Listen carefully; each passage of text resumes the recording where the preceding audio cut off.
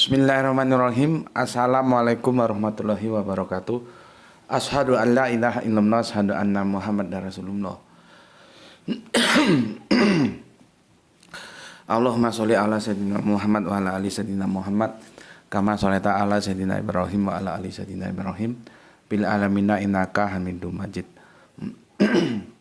Sebelumnya kita panjatkan dahulu doa kepada Gusti Allah Ingkang Maha Agung untuk saudara-saudara kita yang telah memberikan sholawatnya kepada channel dakwah ini, ya, sehingga channel dakwah ini dapat eksis dengan setia hadir dalam ruang-ruang diskusi kalian semuanya. Tentu dengan sebuah harapan, semoga sholawat itu menjadi catatan langit amal soleh bagi mereka dan keluarganya kelak, dan insya Allah akan terbalaskan dengan balasan yang lebih baik lagi. Berikutnya untuk seluruh viewer terkasihku dimanapun kalian berada, di mancanegara, di dalam negeri, semuanya, ya, terima kasih atas apresiasinya, ya. Semoga selalu always, tidak pernah never. sorry batuk aja, ya.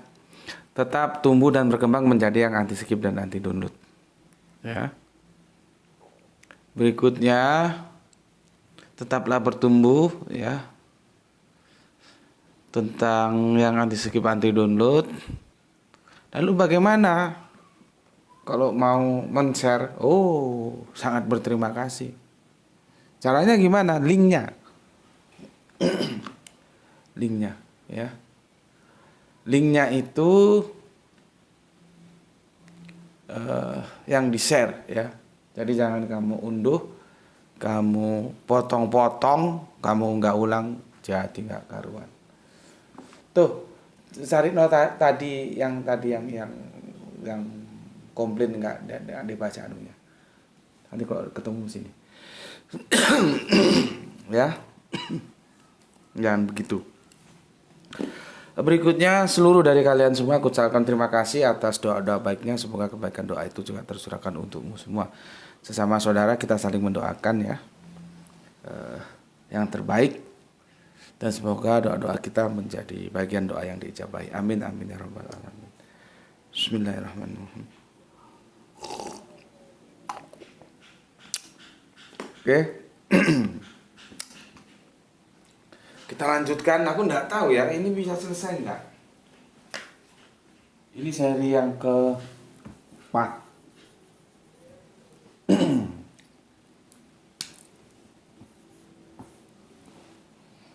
Kalau aku lihat, ya, dari apa yang beredar di polemik kekristenan,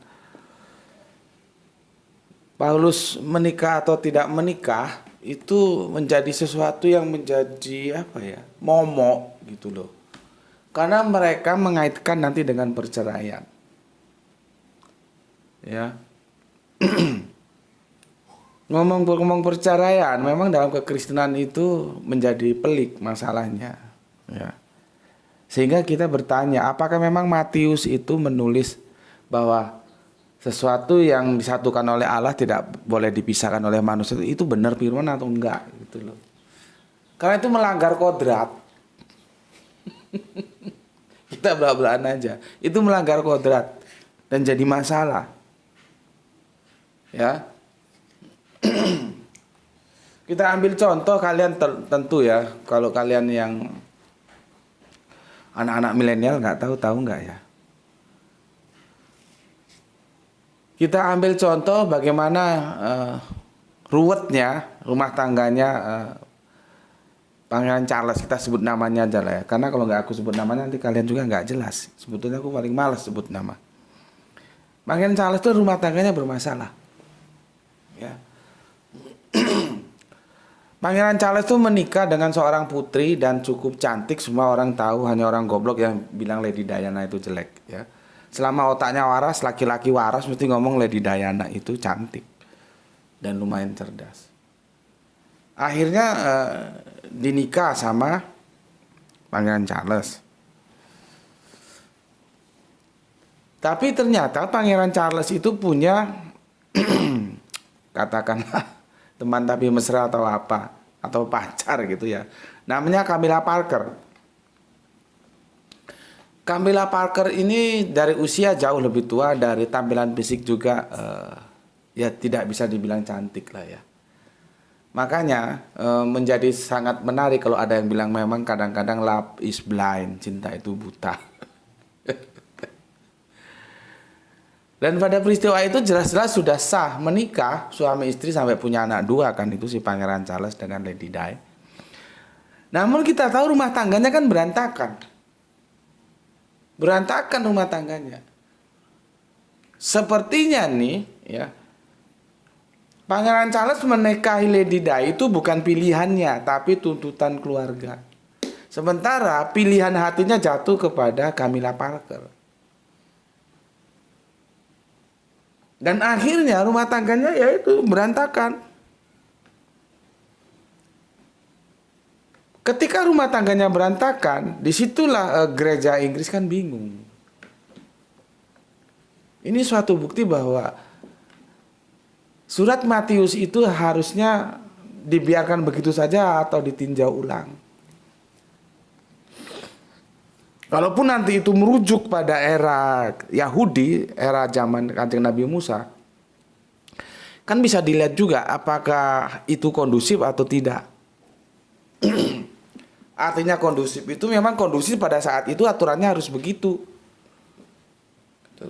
Jadi tidak forever, tidak selamanya begitu. Ya.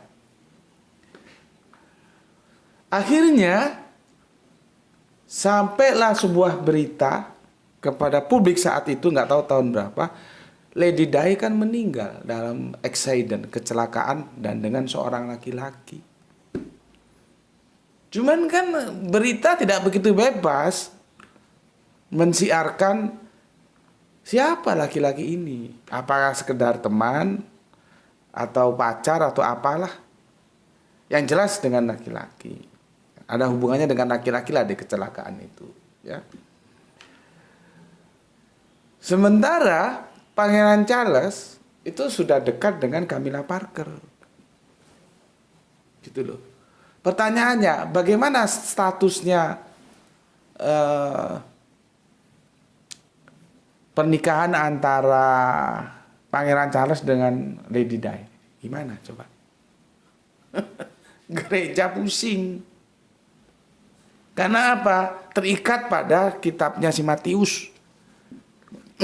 Ya, yang disatukan oleh Allah tidak boleh diceraikan oleh manusia. Sekarang seperti itu. Sudah tidak ada keakraban. Pangeran Charles lebih memilih pilihan hatinya seorang Camilla Parker. Walaupun lebih jelek, walaupun lebih tua. Tapi hati tidak ada masalah jelek dan tua. Kalau memang dia suka, lu mau ngapain? Dan ketika Lady Di kecelakaan, Pangeran Charles ya biasa saja, tidak merasa kehilangan. Yang jadi masalah diskusi kita bahwa pihak gereja tidak bisa memutuskan. Itu yang pertama. Yang kedua, gereja juga tidak mampu menghalangi Pangeran Charles untuk mendekati Camilla Parker. Enggak. Ya, artinya apa? Seseorang yang tidak bercerai tidak menutup kemungkinan laki-laki itu juga akan menikah lagi. Ini menjadi perlu aku sampaikan ya. Kan aku sudah bilang di seri awal dulu, kami di Arimatea pernah menangani kasus ada seorang anak perutnya dibikin gede, seorang anaknya saudara Islam kita. Kalau nggak salah pada waktu itu sudah kehamilan yang ke-8, kalau nggak yang ke-9, perutnya sudah gede. Ya. Yang menghamili ya kafir.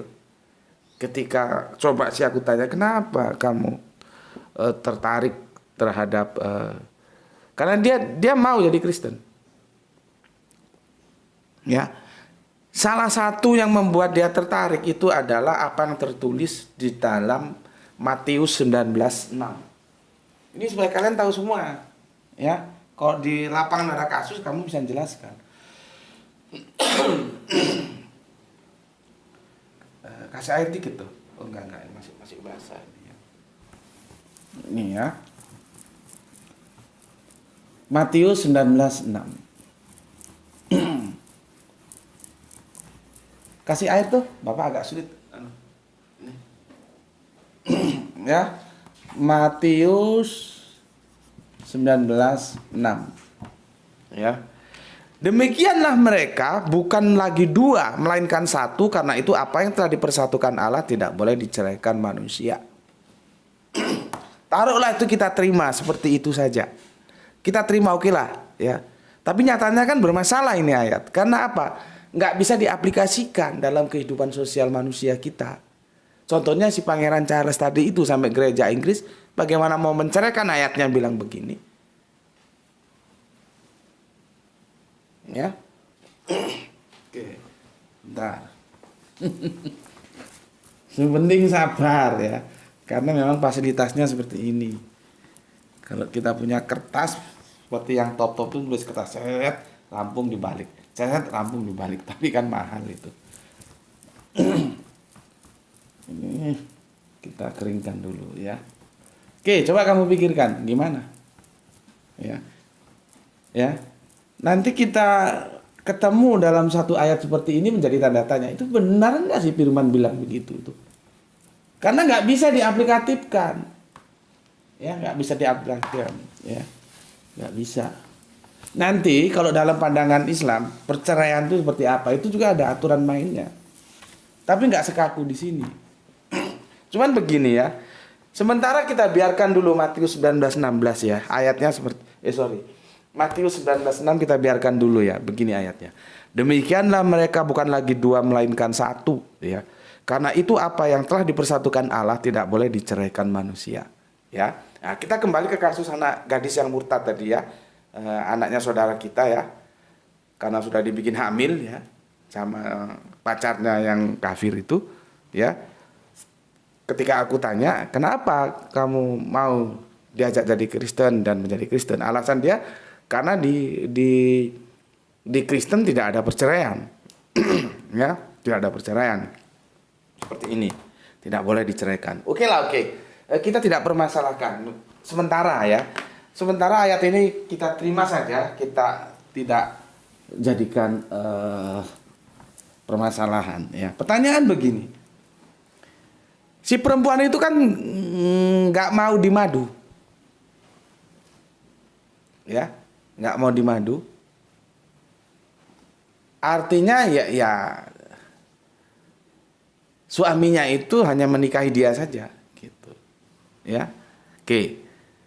Maka dia mau dijadikan masuk Kristen gitu ya.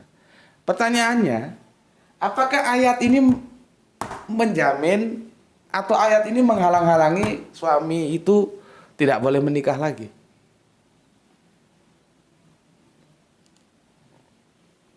Coba direnungkan. Jadi kalau kamu nanti ketemu kasus di lapangan, kamu menjelaskan seperti aku menjelaskan. Ya. Karena perempuan-perempuan itu nggak mau dimadu, dia tertarik pada ayat ini bahwa ya mereka bukan lagi dua, melainkan satu. Karena itu apa yang telah dipersatukan Allah tidak boleh diceraikan manusia. Pertanyaannya, apakah ayat ini menjamin suamimu tidak menikah lagi? Apakah ayat ini melarang suamimu tidak boleh menikah lagi? Kan tidak. Ini hanya masalah perceraian. Jadi kalau nanti suamimu menikah lagi, kamu dimadu, itu nggak melanggar ini. Kan dia takut nanti istrinya, dia takut suaminya nikah lagi ya. Seperti apa yang terjadi? Pangeran Charles kan akhirnya kan entah resmi entah enggak, bagaimana prosesi pernikahannya dengan Camilla Parker enggak tahu lah. Akhirnya seperti itu, enggak jelas. Mau diselesaikan dengan hukum seperti apa? Berani nggak gereja Inggris menceraikan Pangeran Charles dengan Lady Di? Akhirnya kan berantakan seperti itu. Ya sudah ngobjek, yang lakinya ngobjek ke sana, yang ceweknya perempuannya ngobjek ke sini, suaminya ngobjek cari lain, istrinya juga ngobjek cari laki lain, satu yang nyari perempuan lain, satu cari laki lain.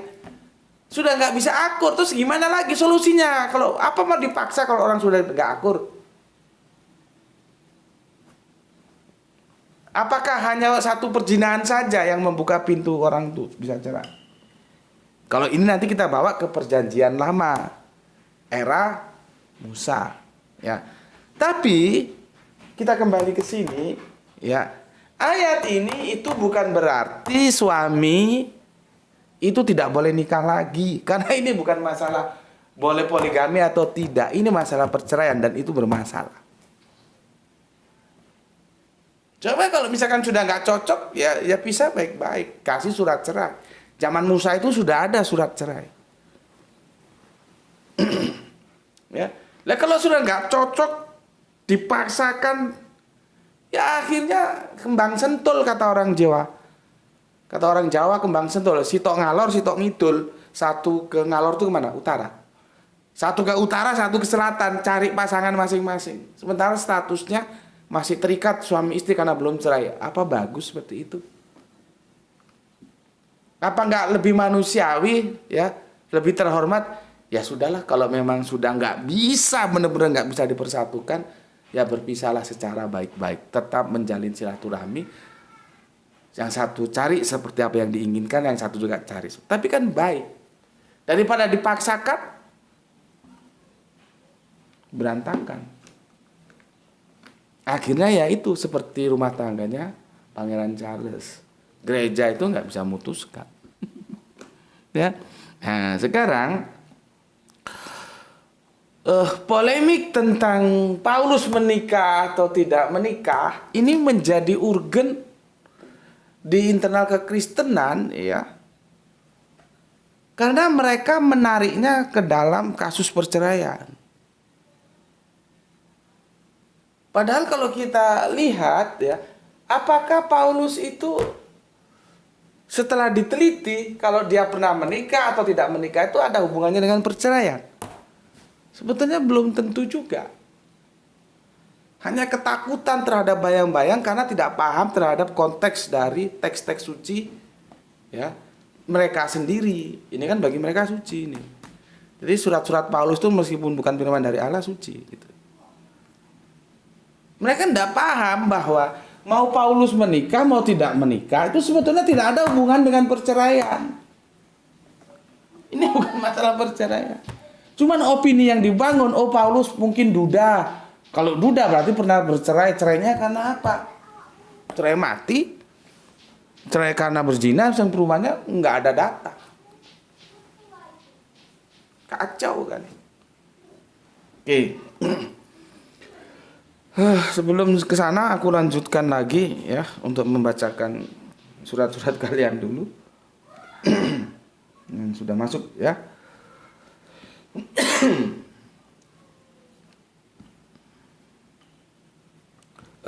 Aku ulangi lagi, tadi pagi aku ulangi, sudah aku baca, dan sekarang aku bacakan lagi. Artinya aku memberi perhatian yang cukup dalam, ya.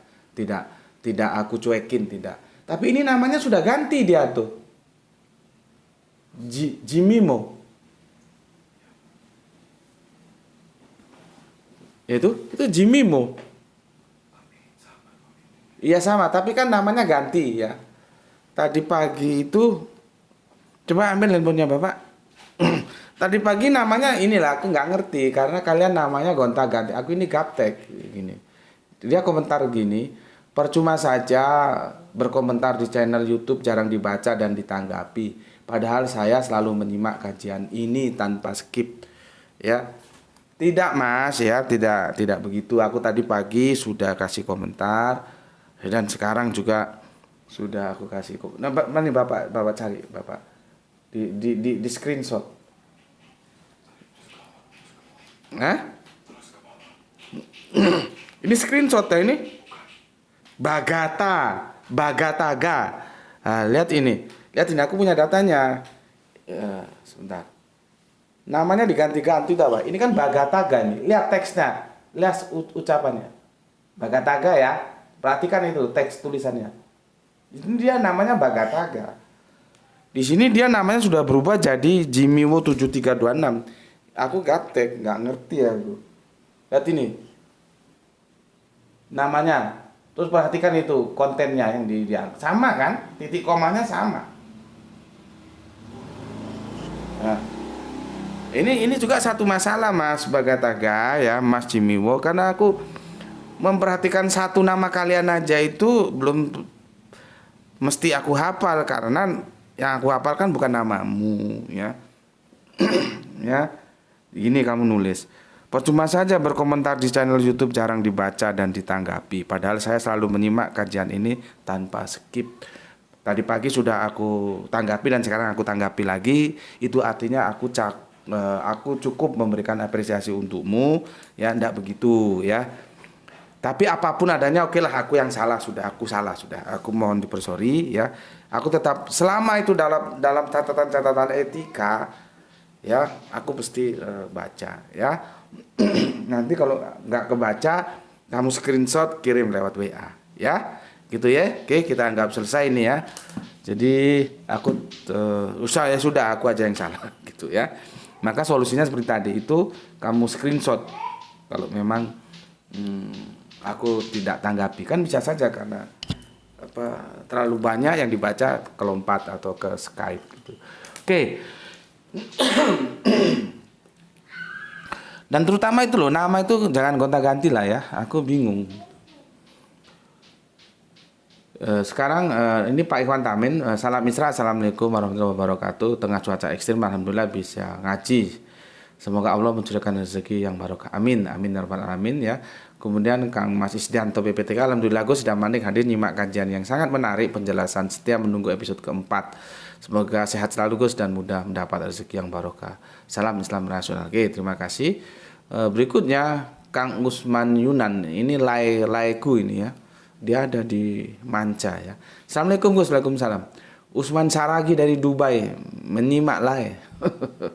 Kajian ilmiah yang Anda sampaikan sangat membantu pemahaman saya pribadi juga keluarga dalam menghadapi berbagai sudut pandang tentang studi Al-Quran yang selama ini telah menjadi bagian aliran darah dan budaya iman.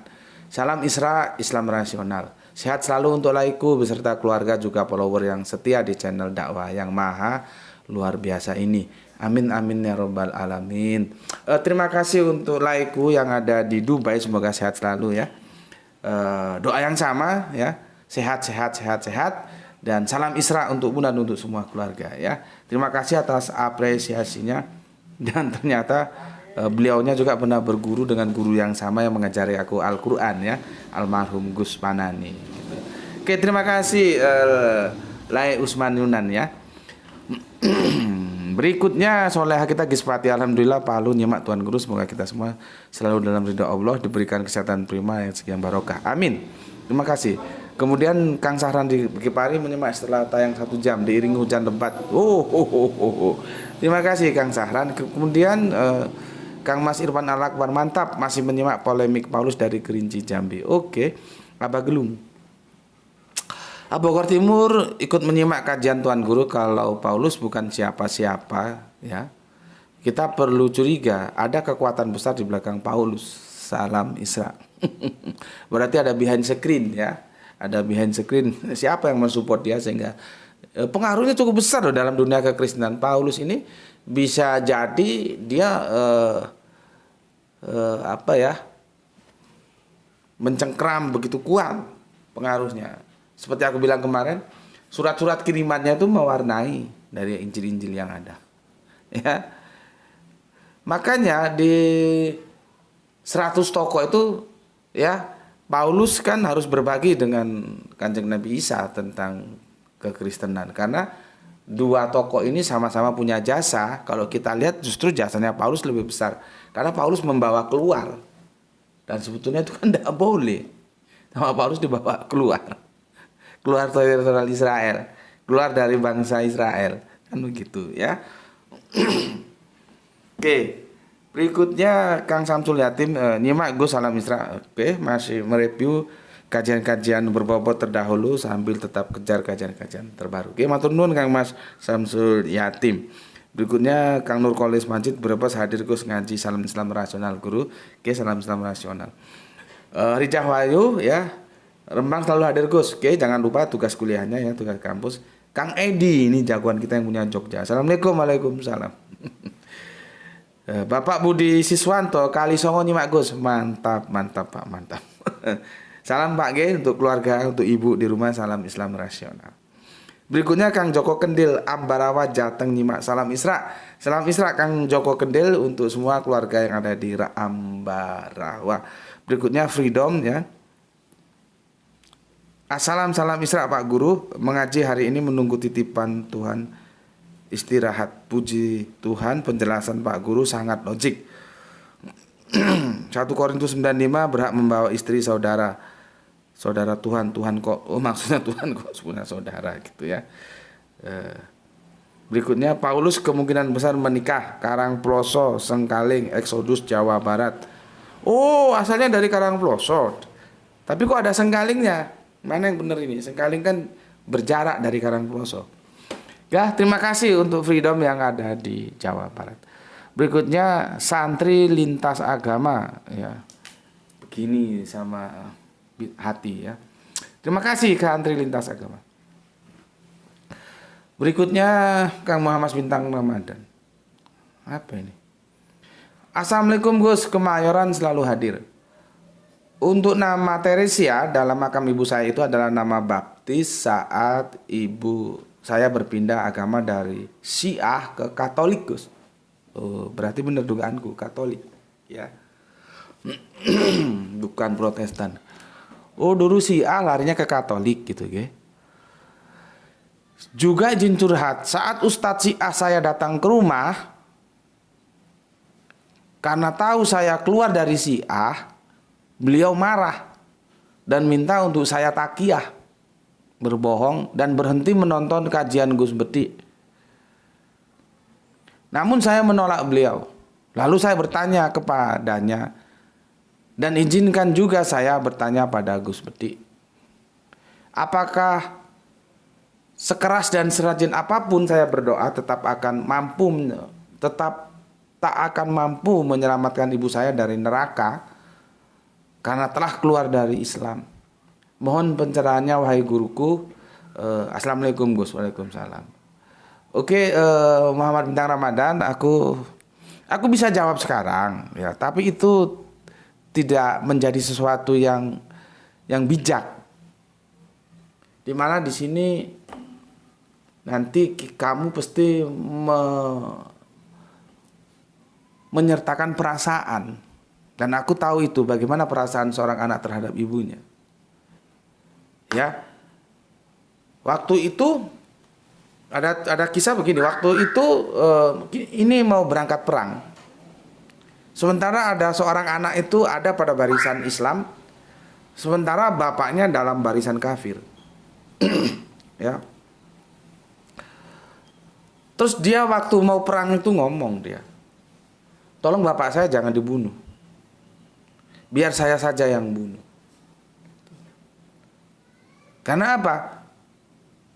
Kan bapaknya kafir toh, nanti kalau dibunuh mesti yang bunuh kan orang Islam. Supaya saya tidak membunuh sesama Islam. Ngerti ya maksud ceritanya? Misalkan gue Islam, gue bersama bersolawat kepada barisan Kanjeng Nabi. Ya, kita mau berangkat perang melawan pasukan kafir. Sementara bapak gue belum mau menerima, bapak gue ada di barisan kafir. Kalau perang, mesti kan bapak gue kalau mati yang bunuh mesti Islam kan? Tahu ya maksudnya? Islam kan? Iya, mesti Islam. Nah, gue udah pesan sama semuanya. Kalau nggak salah saat itu, tolong kalau dikoreksi kalau salah, kalau ada yang tahu cerita ini, dia itu laporan ke Kanjeng Nabi atau gimana gitu ya. Tapi intinya bapaknya jangan dibunuh, biar saya sendiri yang bunuh. Karena kalau nanti bapak saya kamu bunuh, saya mesti bunuh kamu. Artinya Islam bunuh Islam. Nah, itu aku tidak mau. Biar saya sendiri yang bunuh. Karena apa? Di sini ada perasaan. Bagaimana cintanya dia terhadap seorang bapak. Anak terhadap bapak itu pasti cinta. Karena apa? Masalah nama saja, dia punya nama itu yang ngasih bapaknya. Belum makan, minum, mendidik segala macam. Nah, di sini ada perasaan, maka dia ngomong, tolong jangan bunuh bapak saya, biar saya sendiri yang bunuh. Kalau dia sendiri yang bunuh, selesai. Tapi kalau temannya yang bunuh, dia akan membunuh temannya lagi. Islam membunuh Islam, gitu loh maksudnya. Karena ada apa? Ada perasaan. Begitu juga apa yang dialami oleh Muhammad Bintang Ramadan. Aku paham dan aku mengerti dan aku bisa jawab sekarang. Tapi itu tidak bijak. Nanti aku aku jawab nanti setelah seri ini selesai itu secara rinci, sehingga nanti apapun jawabanku itu kamu bisa menerima dengan legowo, kata orang Jawa. Ya, karena ini ada perasaan. Ya. Oke. Dan ini pengalaman yang dialami oleh saudara kita Kang Muhammad Bintang Ramadan, semoga dia kuat mengalaminya. Itu masukan ilmu pengetahuan bagi kita semua. Ini masalah berat. Karena apa? Ada perasaan bermain di dalamnya. Ya. Gitu ya Kang Muhammad Bintang Ramadan, aku tetap support engkau dan aku selalu bersedia untuk selalu menjadi sahabat, teman, guru atau apalah ya. Untuk ada sesuatu yang perlu disampaikan, monggo silakan ya. Oke. Kalau masalah kamu dengan apa ini? Ustadz Syiahmu, ya itu urusan kamu lah ya. Kamu selesaikan sendiri, aku nggak mau ikut-ikut. Dan aku juga kan nggak maksa kamu, karena aku ingin lahir dari kesadaran. Kamu menjadi seperti apa yang aku harapkan itu atas kesadaranmu, ya. Dan kamu meninggalkan Syiah juga atas kesadaranmu, gitu ya. Jadi urusanmu dengan Ustadz Syiah itu ya selesaikan sendiri dengan bijak, supaya nanti jangan dikira aku ini mempengaruhi gitu, enggak. Aku hanya menyuguhkan, ini loh, begini, ini menunya begini, ini begini, terserah kamu mau makan yang mana. Kamu nggak makan juga enggak apa-apa, gitu, ya. Oke. Terima kasih untuk Muhammad Bintang Ramadan. Siapa lagi ini? Herman Natawijaya, Kang Herman, mangga atur nuhun Kang Herman ya. Kang Didi, oke, terima kasih. Zahra Soleha kita. Memang Paulus ini misteri, tidak menikah atau menikah, atau pernah menikah lalu jadi duda cerai atau duda tinggal mati istri yang enggak ada yang tahu, atau malah agamos itu selibat ya, tidak menikah. Ini bagus, ini pendapat dari Muhammad Bintang Ramadan ini ya. Assalamualaikum Gus, oke, izinkan menambahkan. Kalau menurut saya Yohanes Pembaptis itu menikah karena dia adalah suku Lewi yang bertugas sebagai imam. Jika para suku Lewi tidak menikah, lalu dari mana mereka akan punya keturunan untuk meneruskan estafet keimaman orang Yahudi? Jadi jelas bagi suku Lewi Yohanes Pembaptis pasti menikah. Terima kasih Gus. Ya memang pasti menikah. Nggak bisa dia jadi imam kalau tidak menikah, gitu ya. I agree, aku setuju dan memang begitu. Nah, nanti ini bisa kita untuk mengadakan cross check. Walaupun kita sudah bahas, nanti kita cross check ya di ujung kajian ini. Tolong aku diingatkan, apakah Kanjeng Nabi Isa itu menikah atau tidak. Makanya sekali-kali kita perlu gitu ngobrol sama teman-teman Yahudi ya. Pudi 99 hadir ke, terima kasih. Laude Ambo, ini saudara kita dari Kendari ya. Pembuktian Yesus adalah Allah atau Yahweh oleh oten-oten Indo hanya berdasarkan saja dengan ayat aku dan Bapa adalah satu. Ya karena kurang vitamin, jadi dikirain itu menunjukkan Yesus Allah. Tuh, aku dengan istriku juga satu. Tapi kan istriku bukan aku bukan istriku gitu. Ya. Oke, terima kasih Kang Laude Ambo telah memberikan tanggapannya. Ya memang begitulah. Karena mereka sudah terjebak dogma, Kang Mas Laude ya. Sebetulnya kalau mau jujur, kita baca Alkitab dan kita ikuti Alkitab itu, tidak ada satupun yang bisa dijadikan argumentasi secara akademik bahwa Yesus itu Allah. No way, tidak ada. Ya, itulah hebatnya yang aku pernah bilang. Hal lain-lain bolehlah dirusak, tapi hal tentang konsep teos yang ahad itu tetap terjaga. Kadang-kadang aku berpikir, wah hebat juga Allah ini ya, gitu ya. Oke, aku sudah bacakan semua ya. Sekarang kita ke sini ya, ke sini. Ini sudah ya, sudah. Seperti tadi aku bilang ya, Kenapa posisi Paulus itu nikah atau tidak nikah itu dipermasalahkan dan menjadi hal yang urgen dalam kekristenan, karena mereka akan menjadikan itu pedoman untuk cerai mencerai, padahal apakah ada hubungannya dengan cerai mencerai? Kan ya enggak juga gitu ya. Sekarang kita lihat apakah Paulus ini pernah menikah atau tidak ya. Sayangnya kitab ini asbabul wurudnya bisa dipertanggungjawabkan enggak ya? Kalau bisa ya analisa aku benar, tapi kalau enggak bisa ya begini. Aku dulu kira Matius itu Injil tertua karena dia ada di depan. Nih, tuh. Nih ya. Ini kan dia di depan ini dari Injil kanonik. Ya, aku kira ini tertua, ternyata enggak. Yang tertua itu Markus.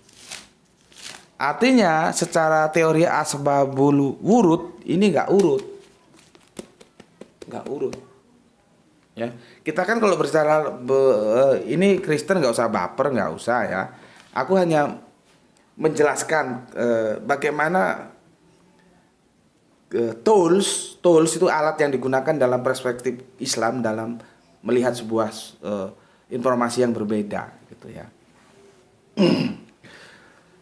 Oke, ternyata ndak urut. Nah, nanti juga kita akan merujuk ke Korintus ya. Karena pertarungannya nanti di sana. Khususnya di 1 Korintus. Ya, apakah penulisannya itu juga urut atau tidak urut? Ya. Khususnya tentang Korintus 7 dan Korintus 9 itu memang benar. Korintus 7 dulu ditulis baru Korintus 9. Ini masalah juga. Karena kalau kita belajar Al-Quran, belajar hadis, ada pertentangan sepertinya, maka kita harus tahu asbabul wurud dan asbabul nuzul. Ya, oke. Aku kasih gambaran dulu begini, hadis. Ya, nggak salah ini pernah aku sampaikan beberapa waktu lalu. Tuh lampunya masih terang. Hadis itu menceritakan tentang satu peristiwa ya yang berbeda dari sumber yang sama-sama akurat. Ya. Pertama, hadis itu mengatakan bahwa Kanjeng Nabi itu kalau pipis jongkok. Ya.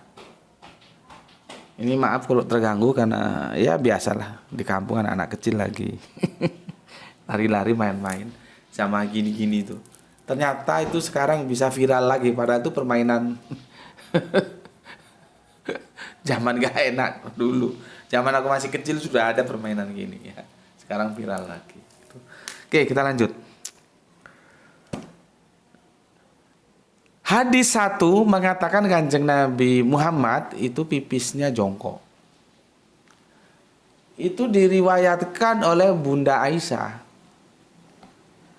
Satu lagi sahabat mengatakan kalau Kanjeng Nabi pipis itu berdiri.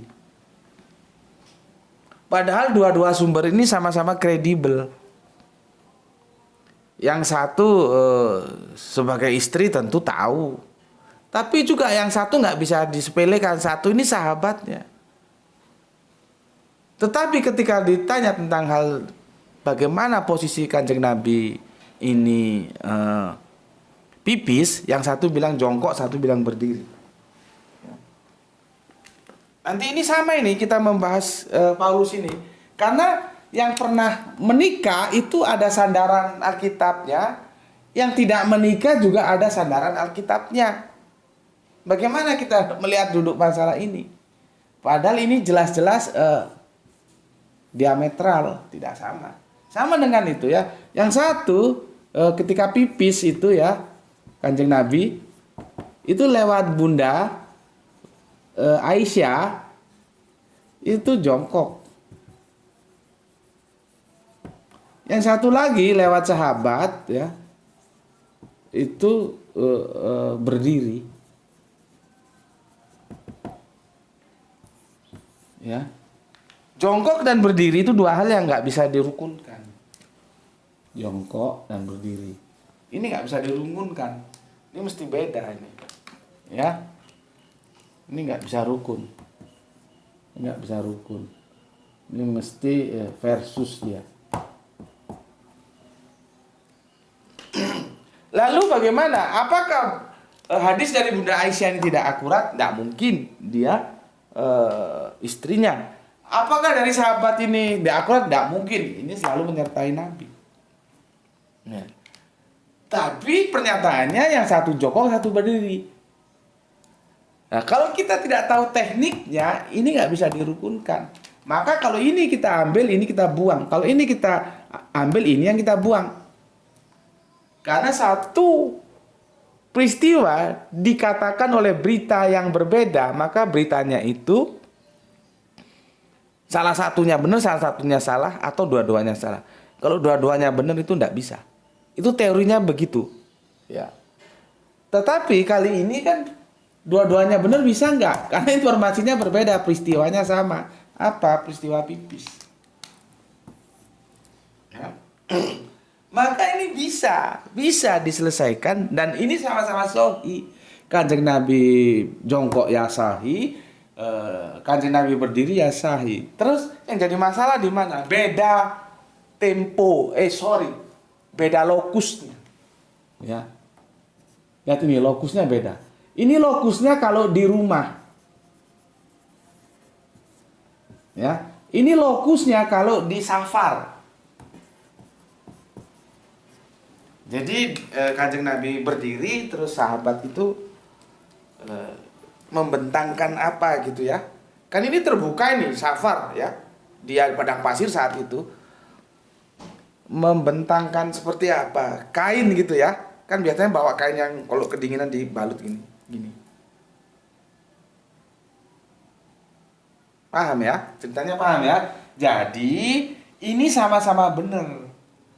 Kenapa berbeda? Karena lokusnya berbeda.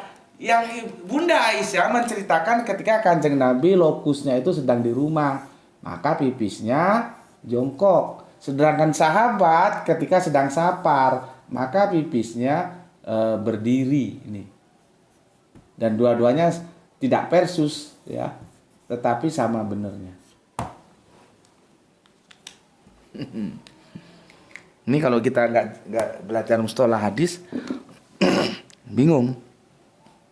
Ya. Kenapa aku sampaikan ini? Nanti kita akan menelaah ini. Ya. Yang satu pernah menikah, ya. Yang satu tidak pernah menikah. Mana yang benar? Ya. Oke. Sudah tahrim tuh. Sudah berapa lama kita? 43. Wah, berarti ini belum bisa di end ya, belum bisa tamat. Ya. Ini ya yang menikah ini, yang pernah menikah ya. Sebentar, aku takut baca. Ini ada di 1 Korintus. Sebentar, bahasa dia. Ini sama-sama di Korintus ini, satu surat yang sama ini. Aku bisa menyelesaikannya dan itu tepat kalau asbabul wurudnya memang benar. Takutnya seperti tadi, aku kira Matius itu Injil tertua, ternyata enggak. Aku bilang begitu karena dia urutannya di depan. Ternyata yang paling tua itu Markus tahun 50-an atau berapa. Ya. Oke. Nanti yang pernah menikah ya. Yang pernah menikah ini bukan tanpa alasan, alasannya di sini. Ya. 1 Korintus. Ini coba aku luaskan ya. 1 Korintus 7 ayatnya ini dari ayat 6 sampai ke 9. Sebetulnya itu nanti fokusnya itu di ayat yang ke berapa ya? Ketujuan ya. Tapi nggak asik. Kita panjangkan aja, kita lebarkan ya. Ayat yang ke-6 sampai yang ke-9. 6 sampai 9. Ini argumentasinya. Nah, sementara yang ini yang tidak menikah ya. Itu juga bukan pepesan kosong. Ini di 1 Korintus nih ya.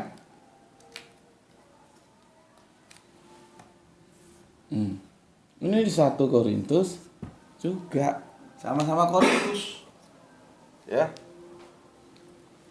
1 Korintus 9 dia. Ayatnya 4 sampai 5 ya. 4 sampai 5 ini ya. 4 sampai 5. Ya. Sekarang aku jelaskan. Teman-teman kekristenan itu ya, polemiknya itu di sini, dan mereka sama-sama punya dalil yang mengatakan bahwa pernah menikah. Nih dalilnya. Yang menyatakan tidak pernah menikah, ini dalilnya. Masalahnya, bisakah ini kita rukunkan seperti hadis tadi? Karena ini 2 pelaporan atas 1 peristiwa yang sama. Peristiwanya apa? Masalah menikah. Di sini tidak menikah. Di sini menikah, di sini tidak menikah. Ya. Jadi pelik. Ya. Cuman yang menjadi ribet lagi, terus kenapa teman-teman Kristen kok menggeretnya kepada hal perceraian? Ya. Kenapa? Gitu loh, ya. Ya. Karena ada yang memahami ini pernah menikah memang tapi bercerai, begitu. Coba teman-teman Kristen itu baca baik-baik. Ini udah aku tunjukkan ya. 1 Korintus 7, 6, 9, 1 Korintus 9 sampai 45. Yang satu mengatakan pernah menikah, yang satu tidak pernah menikah. Gimana? Apakah kamu akan membuang salah satu ini? Kalau ini benar, berarti ini salah. Kalau ini salah, kalau ini benar, ini yang salah. Kalau ini yang benar, ini yang salah. Dua-duanya ini bisa dianggap benar nggak? Nah, di situ perlu seninya seperti aku menjelaskan hadis tadi, ya, yang sepertinya berbeda, ternyata bisa kita rukunkan. Bisa nggak kita rukunkan? Ya, oke. Karena sudah masuk sholat asar ya, dan juga sudah lebih 30 menit, mohon dipersori. Aku cukupkan di sini dulu ya. Kalian baca-baca dulu ini, besok aku tinggal menjelaskan di seri yang ke-5 ya. Untuk saudara-saudara Islamku ya, pesanku jaga Allah, jaga Kanjeng Nabi, Al-Qur'an ya, jadi bingkai imanmu, tetapi tetap memberi hormat kepada saudara-saudara kita yang memilih jalan lain. Kita tidak elok, tidak baik menghujat, menghina, menyudutkan, tidak baik. Kalau ada sesuatu yang berbeda ya bawa aja ke meja diskusi, didiskusikan bersama, dan itu secara baik. Jadi beda ya, antara anjing dan manusia itu harus beda. Kalau yang sukanya mengolok-olok, menghujat atau kotor ya namanya juga anjing. Maka ya kita biarin aja dia jadi anjing gitu. Ya. Dan itu kan sudah menjadi pilihan dia ya. Jadi nggak perlu dirisaukan. Jangan terus kamu juga ikut menghujat, jangan, nggak ada untungnya. Nggak ada untungnya ya. Apa orang Jawa bilang, eman-eman cangkeme. Buang-buang waktu juga, nggak mutu gitu. Aku ingin ajak kalian mengupgradekan menjadi sebuah pemikir-pemikir yang itu benar-benar mumpuni gitu loh ya. Jadi bukan yang tukang hujat sembarangan, nggak ada etika itu. Oke, aku ulangi lagi, hormati pilihan orang lain karena mereka juga saudara kita. Berikutnya, semoga kita mendapatkan keberuntungan, rezeki yang barokah, dan kesehatan yang prima, sehingga kita bisa mengaji dalam episode-episode selanjutnya. Itu dari aku. Bismillahirrahmanirrahim. Kalau di tempatmu sudah asar, jangan lupa sholat asar kita bareng-bareng ya. Alhamdulillahirrahmanirrahim.